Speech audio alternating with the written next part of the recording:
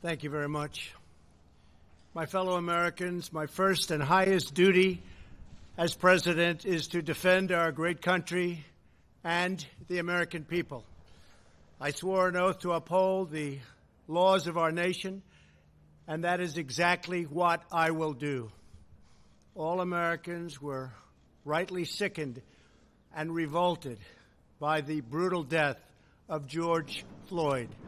My administration is fully committed that for George and his family, justice will be served. He will not have died in vain.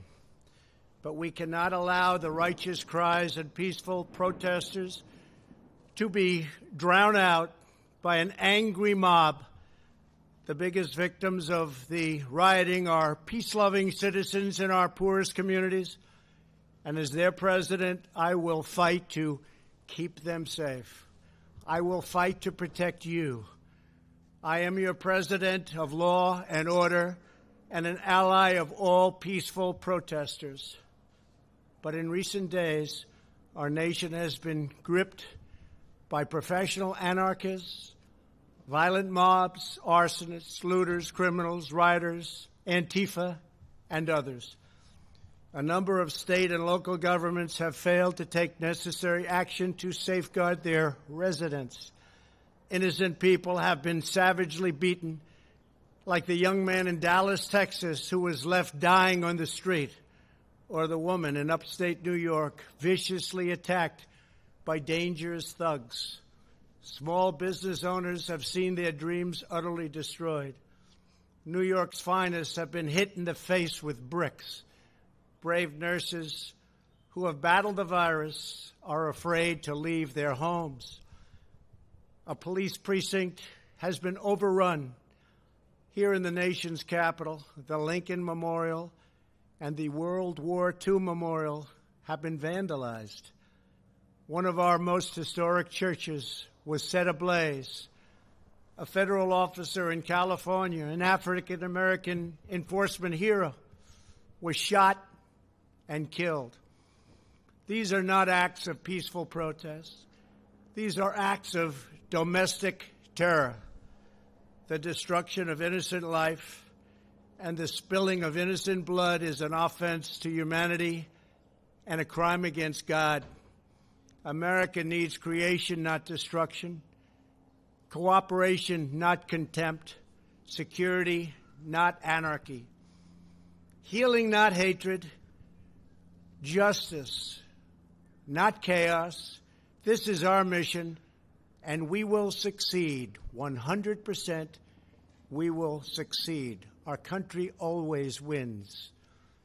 That is why I am taking immediate presidential action to stop the violence and restore security and safety in America.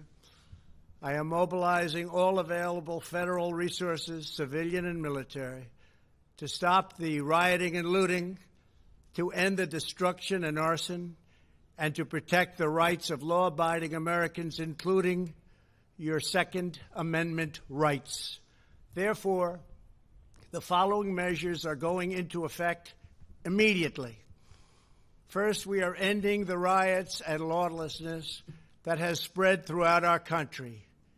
We will end it now.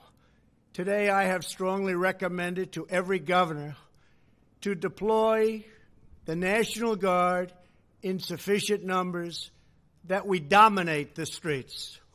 Mayors and governors must establish an overwhelming law enforcement presence until the violence has been quelled. If a city or state refuses to take the actions that are necessary to defend the life and property of their residents, then I will deploy the United States military and quickly solve the problem for them. I am also taking swift and decisive action to protect our great capital, Washington, D.C. What happened in this city last night was a total disgrace.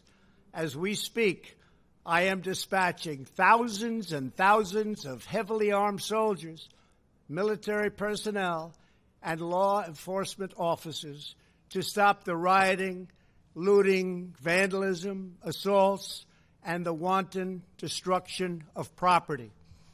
We are putting everybody on warning. Our 7 o'clock curfew will be strictly enforced. Those who threaten innocent life and property will be arrested, detained, and prosecuted to the fullest extent of the law. I want the organizers of this terror to be on notice that you will face severe criminal penalties and lengthy sentences in jail. This includes Antifa and others who are leading instigators of this violence. One law and order, and that is what it is. One law. We have one beautiful law. And once that is restored and fully restored, we will help you, we will help your business, and we will help your family.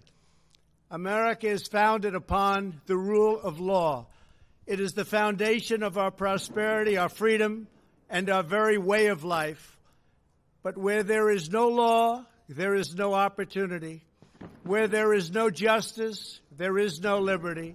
Where there is no safety, there is no future. We must never give in to anger or hatred. If malice or violence reigns, then none of us is free. I take these actions today with firm resolve and with a true and passionate love for our country. By far, our greatest days lie ahead. Thank you very much. And now I'm going to pay my respects to a very, very special place. Thank you very much.